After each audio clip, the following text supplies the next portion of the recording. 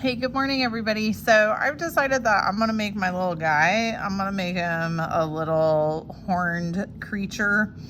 So to make the horns, it's just like when you were making teeth in some of the other videos. So you take a little piece of fresh clay and you make it into that teardrop shape. Now this clay was getting a little old, so it's a little bit funky, but you basically just roll it into a teardrop shape and then you flatten out this end where it's gonna touch the head. So when you add it in, remember to slip and score. Now if you want to make like little stubby horns, you can. If you don't want to make horns at all, that's okay too. But if you choose not to make horns on your actual guy, remember, slip it like a dewdrop fairy. If you choose to not make horns on your actual guy, totally fine. But I want you to do it on the table just so you can have the practice of it. So when we make the monster mugs, if you're making a monster mug, that you'll be able to do it. And then remember to make the horns look like they're coming out of the head instead of just attaching next to the head. You want to have that little extra baby coil. Now at first it really doesn't matter which direction your horns are going, so you can adjust them later, right? But for, ooh, that was exciting. For this next bit, you're gonna score a little bit around.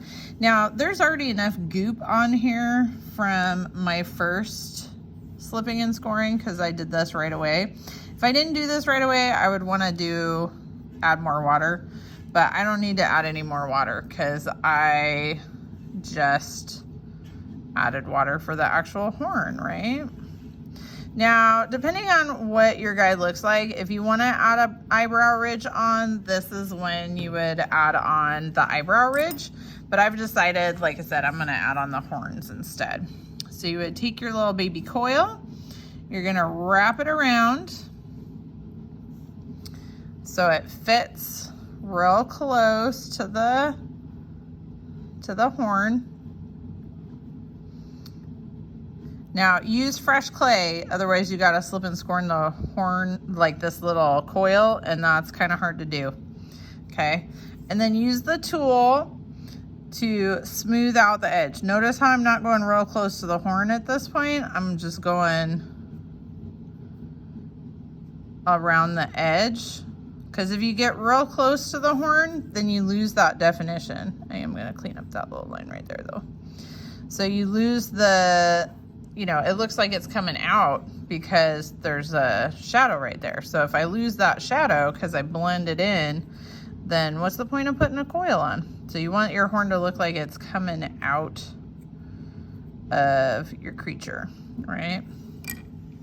And you can, you know, put your finger along the edge to kind of like smooth it and round it and all that kind of stuff. But you want to make sure that it looks like the horn is coming out of the surface and not just set on top. So you would do that for both sides. Yeah, and then next up is going to be some hair. Thanks, everybody.